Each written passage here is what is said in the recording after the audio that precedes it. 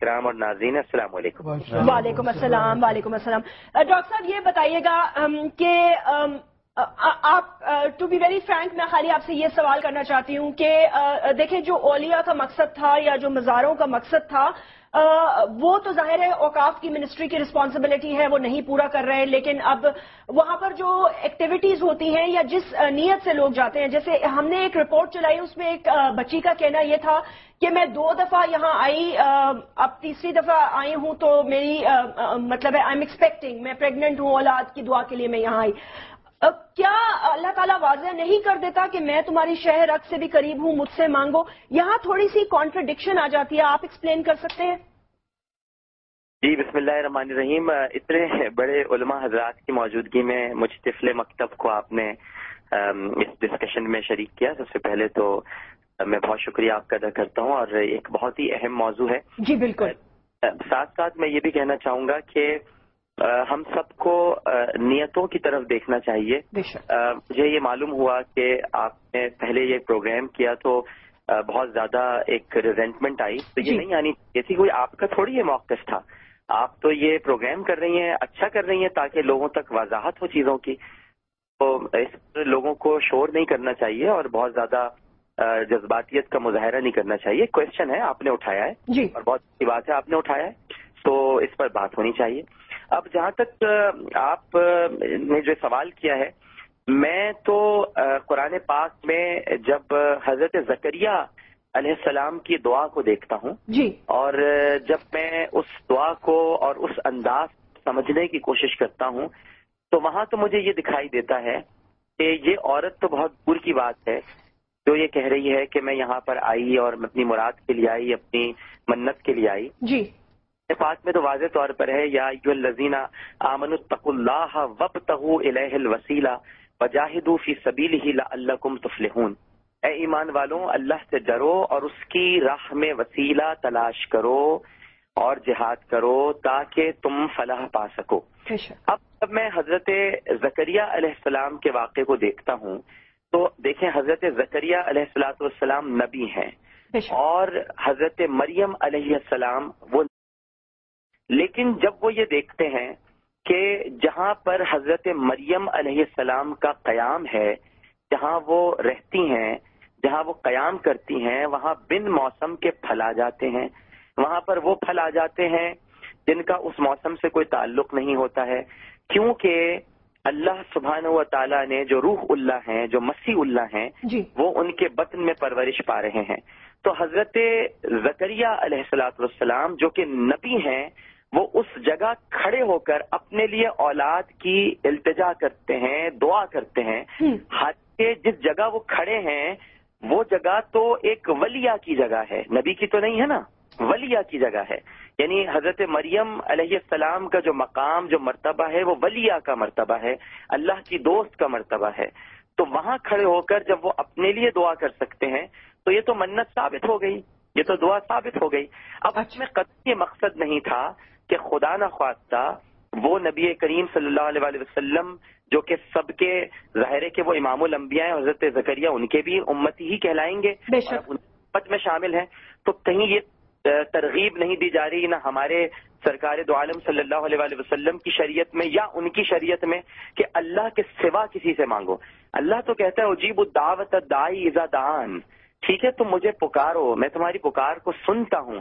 اب جیسے کہ مثال کے طور پر آپ یوں لے لیجئے کہ جب یہ آیت نازل ہوئی وَلَنَبْلُوَنَّكُمْ بِشَيْءٍ مِّنَ الْخَوْفِ وَالْجُوعِ وَالنَّقْصِ مِّنَ الْأَمْوَالِ وَالْأَنفُسِ وَالثَّمَرَاتِ وَبَشِّرِ الصَّابِرِينَ الَّذِينَ إِذَا أَصَابَتْهُم مُّصِيبَةٌ قَالُوا إِنَّا لِلَّهِ وَإِنَّا إِلَيْهِ رَاجِعُونَ أُولَٰئِكَ عَلَيْهِمْ صَلَوَاتٌ مِّن رَّبِّهِمْ وَرَحْمَةٌ وَأُولَٰئِكَ هُمُ الْمُهْتَدُونَ۔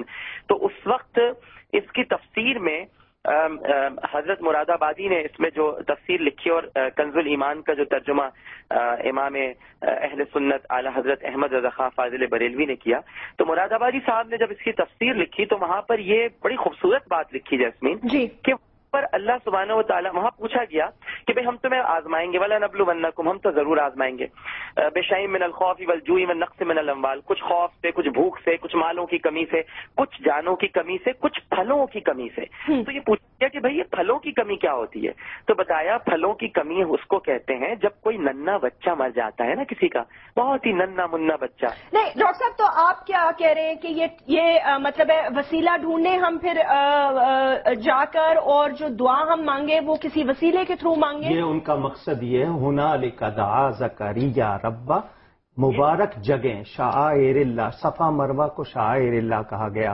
سجدہ اللہ کو ہی کرنا ہے، مگر مقام ابراہیم پہ کرو. اللہ تعالیٰ ہر جگہ ہے. یہ مبارک مقامات کیوں کہے جاتے ہیں، مقدس کیوں کہے جاتے ہیں؟ یہ قبولیت کے لیے جگہ ہیں. اور ہنالک جو ابھی ڈاکٹر صاحب نے بات کہی ہے. جی ڈاکٹر صاحب، یو ود می، مولانا صاحب کچھ ایڈ کر رہے ہیں، کچھ ایڈ کریں آپ تو لائن پر ہیں. نہیں سر، آپ نے مقام ابراہیم کا جو ذکر کیا وہ تو سجدہ گاہ، سجدہ اللہ کو ہی ہوگا، وہ تو قرآن، مگر پسند اس لیے کہ جہاں کسی اللہ والے کے قدم آئے ہیں تو یہاں سے جگہ کی اہمیت پتہ چلی. صفا مروہ پہاڑیاں ہیں، کوئی سرسبز پہاڑیاں نہیں ہیں سوئٹزرلینڈ کی طرح. نہیں، لیکن اس میں اللہ تعالیٰ نے وجہ بھی بتائی، اللہ تعالیٰ نے وجہ بھی بتائی. وہاں پہ بی بی ہاجرہ جو جب صفا مروہ کی پہاڑیوں کے درمیان دوڑتی تھیں تو وہ تکلیف ان کو کیا تھی جب پانی نہیں ملتا تھا؟ ان کے قدم آئے نا، یہی جی، ان کے قدم آئے. یہ تو ایک ریچول ہو گیا نا سر، حج اور عمرہ اور دیگر جگہوں میں یہ چیزیں آ جاتی ہیں نا. صرف شاعر اللہ وہ ہیں، والبدنا قرآن میں ہے جو قربانی کے جانور ہیں، ان کو بھی شاعر اللہ کہا گیا. شاعر اللہ کا مطلب اللہ کی نشانیاں، ان کی تعظیم واجب ہو گئی. ہمیں یہاں سے یہ پروف مل گیا کہ جہاں اللہ والوں کے صرف قدم آئے، جب وہ جگہ شاعر اللہ ہے تو جہاں اللہ والے خود آرام فرما ہے ان جگہوں کی اہمیت کتنی ہوگی؟ نہیں، اہمیت پہ تو کوئی کوشچن ہی نہیں ہے، تو مبارک ہے نا، برکت ہے، وہاں دعا قبول ہوتی ہے ان کے پاس. ابھی آپ کو ڈاکٹر صاحب خود عمرے پہ گئی ہیں نا. جی ماشاء اللہ. مقام ابراہیم پر دعا کرنے کے لیے کیوں کہا گیا؟ جی، کہ یہاں حضرت ابراہیم علیہ السلام کے قدم مبارک کا نشان ہے. جی، کیا پتہ چلا کہ کسی مقدس جگہ، کسی معتبر جگہ، کسی زیارت والی جگہ جن کو اولیاء سے، انبیاء سے، صحابہ سے نسبت ہو جائے، وہاں اگر ان کے وسیلے سے دعا کی جائے گی تو قبولیت کے زیادہ امکانات ہوں گے. میں نے تو صرف ایک جملہ اضافی کہا، ورنہ ڈاکٹر عامر صاحب ابھی لائن پہ ہیں، ان کی بات پوری ہونی باقی ہے. اور جو بات ابھی ہو رہی تھی، حضرت مریم جہاں رہتی تھی اور دعا کرتی تھی، وہاں بے موسم کے پھل کو موجود دیکھ کر حضرت زکریا علیہ السلام نے وہاں دعا کی. اور وہاں دعا کر ایک بے موسم کی چیز مانگی. ان کی ایج 80-90 سال کی تھی اور انہوں نے اولاد مانگی اور اللہ تعالیٰ نے فوراً دعا قبول کی. یہ واقعہ کسی حدیث میں نہیں، قرآن شریف کے اندر موجود ہے. بالکل سر، ایک مختصر سا وقفہ لے لیتے ہیں ناظرین، ایک چھوٹا سا وقفہ لے لیں، اس کے بعد ہمیں جوائن کریں. لاہور میں بھی ہمارے ایک گیسٹ موجود ہیں، انہوں نے کافی گفتگو سنی، انہیں بھی شامل گفتگو کرتے ہیں رائٹ آفٹر دس بریک.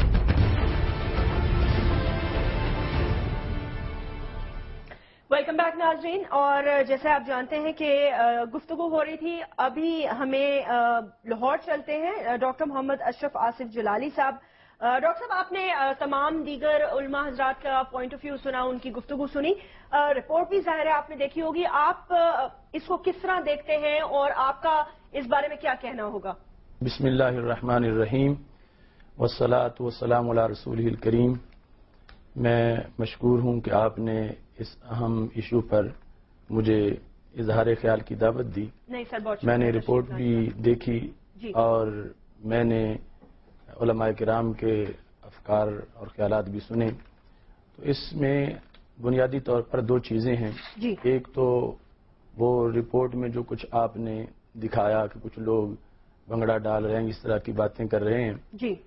تو اس سلسلہ میں تو ہم واضح طور پر یہ سمجھتے ہیں اور اس کو بیان کرتے ہیں کہ یہ مزارات کے آداب کے خلاف ہے. ماشاءاللہ. ہم نے کافی دیر سے یہ تحریک شروع کر رکھی ہے. یہ میرے ہاتھ میں ہینڈ بل ہے جو ہم نے محکمہ اوقاف، مشائخ اور علماء اور عوام کی طرف ہزارہ تعداد میں اس کو تقسیم کیا اور تمام مفتیان کرام کی اس پر دستخط موجود ہیں. اور اس کے علاوہ ہم نے پریس کانفرنس میں حضرت داتا گنج بخش ویری رحمۃ اللہ علیہ کے عرس کے موقع پر 1 فروری کو ایک تفصیلی فتویٰ بھی جاری کیا تھا. لیکن بات یہ ہے کہ مزارات کے بارے میں کچھ لوگوں کا یہ نقطہ نظر کہ معاذ اللہ وہ ان کو بتوں سے تعبیر کرتے ہیں اور یہاں جانے والوں پر شرک کا فتویٰ لگاتے ہیں، یہ کسی لحاظ سے بھی روا نہیں ہے اور یہ سراسر قرآن و سنت کی خلاف ورزی ہے. مزارات اولیاء اللہ کی رحمت کے گہوارے ہیں. یہ متبرک مقامات ہیں، یہاں حاضری سے بڑے فوائد ہوتے ہیں، ان کے وسیلے سے دعائیں مانگیں تو وہ دعائیں قبول ہوتی ہیں۔ اس سلسلہ میں میں چاہتا ہوں کہ میں چند حوالہ جات ناظرین کے سامنے پیش کر دوں جی، تاکہ ہر ایک شخص کے سامنے یہ بات واضح ہو جائے کہ یہ کوئی گھڑا ہوا عقیدہ نہیں بلکہ شروع سے یہ عقیدہ آ رہا ہے۔ ٹھیک۔ قبر ایک خاص مقام ہے جس کے ساتھ مومن کی روح کا تعلق ہوتا ہے اور اس کو روضۃ من ریاض الجنہ کہا گیا ہے، اور اس کا اتنا احترام ہے۔ ابن ماجہ میں حدیث شریف موجود ہے کہ اگر آگ پہ قدم آ جائے تو برداشت کر لو، مگر قبر پہ قدم نہیں۔ ایک شخص کونی لگا کے بیٹھا تھا تو رسول اللہ صلی اللہ علیہ وسلم نے فرمایا لا تؤذی صاحب القبر، مستدرک للحاکم میں حدیث شریف موجود ہے، فرمایا ہاتھ پیچھے ہٹا دو، قبر والے کو تکلیف ہوتی ہے۔ ان متبرک مقامات سے برکت کے لحاظ سے اور دعائیں مانگنے کے لحاظ سے اگر دیکھا جائے تو یہ عہد صحابہ سے یہ بات ثابت ہے۔ مسند امام احمد بن حنبل جلد نمبر 5 اور صفحہ نمبر 110 پر حدیث نمبر 14617 ہے جی، جس میں حضرت جابر رضی اللہ تعالی عنہ نے اپنا ایک عمل بتایا، جو مشہور صحابی ہیں۔ مسجد فتح جو مدینہ شریف میں جبل صلا پر موجود ہے، اس مسجد فتح کی جگہ پر رسول اللہ صلی اللہ علیہ وسلم نے غزوہ خندق کے موقع پر بدھ والے دن دعا مانگی اور 2 نمازوں کے درمیانی وقفہ میں وہ دعا قبول ہوئی۔ حضرت جابر رضی اللہ تعالیٰ عنہ کہتے ہیں فلم ینزل بی امر مہم غلیظ الا توخیت تلک الساعہ، کہ جب بھی میری زندگی میں مجھے کوئی مشکل پیش آئی ہے تو میں مسجد فتح گیا ہوں، اور مسجد فتح میں اسی وقت میں کہ جب رسول اللہ صلی اللہ علیہ وسلم نے دعا مانگی تھی میں نے اس متبرک جگہ پر دعا مانگی ہے۔ کہتے ہیں فعارف الاجابہ، یعنی ہاتھ نیچے کرنے سے پہلے وہ میری دعا قبول ہوتی رہی ہے۔ وفاء الوفا جلد نمبر 3 صفحہ نمبر 39 پر بھی یہ موجود ہے۔ اب یہاں سے پتہ چلا کہ پتھروں پر جہاں رسول اللہ صلی اللہ علیہ وسلم بیٹھے آپ کے قدم مبارک لگے وہاں اتنی برکت آ گئی کہ جس کی بنیاد پر حضرت جابر رضی اللہ تعالیٰ عنہ نیت سے وہاں جاتے ہیں اور وہاں جا کر دعا مانگتے ہیں اور وہ دعائیں قبول ہوتی ہیں۔ جی، یہ جو میں نے آپ کے سامنے حضرت جابر کا عمل پیش کیا اس کی سند بھی بالکل بے غبار ہے اور کسی طرح کا کوئی ضعف موجود نہیں ہے۔ اب آپ اندازہ لگا لیں جب محض رسول اللہ صلی اللہ علیہ وسلم کے بیٹھنے کی نسبت سے اس جگہ میں اتنی برکت آ گئی تو جہاں رب ذوالجلال کے مقبول بندے ہوتے ہیں، رسول اللہ صلی اللہ علیہ وسلم جہاں خود جلوہ گر ہیں اور اولیاء کرام علیہم الرحمہ جہاں مراکز پرنور میں موجود ہیں، یقیناً وہاں جانا ہر دور میں اہل حق کا عمل رہا ہے اور وہاں دعاؤں کی قبولیت کے لیے بھی لوگ جاتے رہے ہیں۔ ڈاکٹر اس سلسلہ میں امام بخاری کی ڈاکٹر صاحب ایک سیکنڈ میں ذرا یہاں پہ آپ سے تھوڑی سی گفتگو کرنا چاہوں گی۔ جیسے آپ نے ابھی ذکر کیا جن کا بھی آپ نے حوالہ دیا اور خاص طور سے آپ نے حضور پاک حضرت محمد مصطفیٰ صلی اللہ علیہ وسلم کا آپ نے حوالہ دیا، ان کے بعد ظاہر صحابہ ہیں، ان کے بعد پھر ولی ہیں، وہ لوگ ہیں جنہوں نے اسلام کو دور دور تک پھیلانے کے لیے بہت کوشش کی اور آج ماشاءاللہ 1 بلین سے زیادہ مسلمان جو ہیں وہ دنیا میں پائے جاتے ہیں۔ اچھا سر، یہاں سوال یہ اٹھتا ہے کہ کچھ لوگ یہ کہتے ہیں یا کچھ اسکالرز کی شاید یہ بھی تھنکنگ ہے، وہ بھی قرآن و حدیث کا ہی حوالہ دیتے ہیں اور وہ یہ کہتے ہیں کہ اللہ تعالیٰ یہ نے فرمایا ہے کہ مجھ سے ڈائریکٹ مانگو، مطلب ہے کہ میں تمہاری شے رگ سے بھی زیادہ نزدیک ہوں، تو اس میں پھر وسیلے کا کانسیپٹ وہ ایکسیپٹ نہیں کرتے۔ آپ اس کو کس طرح جسٹیفائی کرتے ہیں سر؟ میں یہ سمجھتا ہوں کہ رب ذوالجلال نے جو فرمایا کہ میں شارگ سے بھی زیادہ قریب ہوں، یہ مطلقاً انسان کے لیے ہے، اس میں کافر بھی ہیں، اس میں مومن بھی ہیں۔ جی، یہ مومنین کے لحاظ سے تو اس نے کہا ہے ان اللہ مع المتقین، اللہ متقین کے ساتھ ہے، تو اگر اس آیت کو بنایا جائے تو وہاں تو پتہ چلے گا کہ پھر کافر کی بھی دعا قبول ہونی چاہیے، اس واسطے کہ کافر کی شارگ سے بھی اللہ قریب ہے۔ اس بنیاد پر اس آیت کو پیش نظر رکھ کے اللہ والوں کا جو مقام و مرتبہ ہے اس کو ڈی گریڈ نہیں کرنا چاہیے۔ اس سلسلہ میں رسول اللہ صلی اللہ علیہ وسلم کے سامنے جس وقت انبیاء کرام علیہ السلام کے وسیلے کی بات کی گئی، ابن کثیر جو تفسیر مشہور ہے اس میں یہ موجود ہے کہ حضرت سواد بن کارب رضی اللہ تعالی عنہ نے جب آ کے کلمہ پڑھا تو انہوں نے ایک نعت شریف پیش کی، اس میں انہوں نے کہا اشہد انک ادنی المرسلین الی اللہ وسیلۃ یبن الاکرمین العطائبی، میں یہ گواہی دیتا ہوں کہ یا رسول اللہ صلی اللہ علیہ وسلم اللہ کی طرف جانے کے لیے اگرچہ تمام انبیاء کرام علیہ السلام وسیلہ ہیں، لیکن آپ